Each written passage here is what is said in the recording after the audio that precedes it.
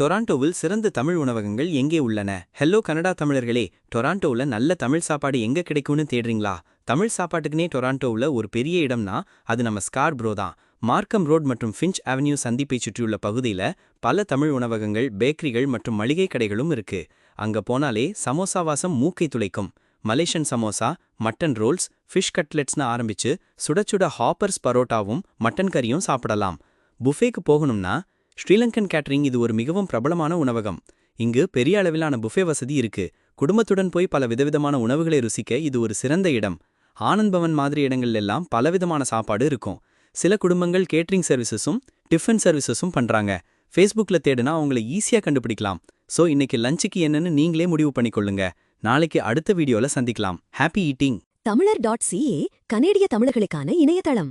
Canada தொடர்பான இன்னும் பல தகவல்களை தொடர்ந்து அறிய எமது சமூக வலைதளங்களை ஃபாலோ செய்யுங்கள்.